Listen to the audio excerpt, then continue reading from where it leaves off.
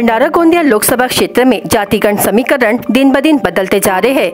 इस निर्वाचन क्षेत्र में अब तक पोवार कुंबी समुदाय के उम्मीदवारों को मैदान में उतारा गया है, लेकिन अब तेली समाज भी आक्रामक रुख अपना रहा है। तेली समाज को किसी भी पार्टी ने लोकसभा के लिए उम्मीदवार नहीं बनाया है, इसलिए इस चुनाव में किसी भी राष्ट्रीय पार्टी की ओर से तेली समुदाय का उम्मीदवार नहीं दिया गया, लेकिन समुदाय की ओर से यह रुख अपनाया गया कि तेली समुदाय का उम्मीदवार ही मैदान में उतरेगा। इतना ही नहीं बल्कि राष्ट्रीय पार्टी में जो तेली नेता है उनमें भी इस्तीफा मांगा जाएगा और तेली समाज एक साथ मैदान में उतरेगा।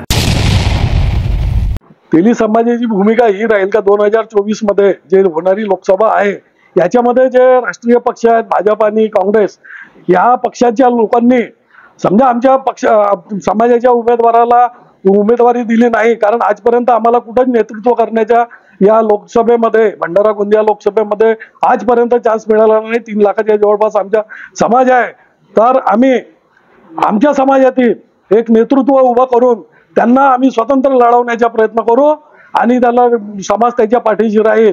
आणि आम्ही त्या पक्षातील लोकांना सुद्धा जे टॉपचे नेते आहेत त्यांना सुद्धा आम्ही विनंती करू का तुम्ही समाजासाठी तुम्ही तुमच्या पक्षाचा राजीनामा द्या, का जेणेकरून त्यांना सुद्धा धडा शिकवला जाईल त्या पक्षाला आणि पुढे आमच्या तेली समाजाची कोणी हायगाय करणार नाही, यूज अँड थ्रोची भूमिका आमच्या समाजाबद्दल कोणी घेणार नाही।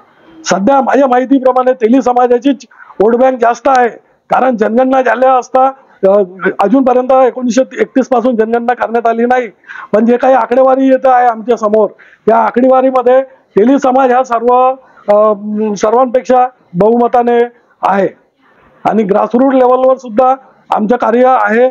आमच्या समाजाचे कार्यकर्ते आहेत, योग्य संधी दिल्यास भंडारा गोंदियाची सीट आम्ही आमचा समाज निश्चितच जिंकेल अशी मला आशा आहे। भंडारा गोंदिया जिला वासियों के लिए खुशखबर है।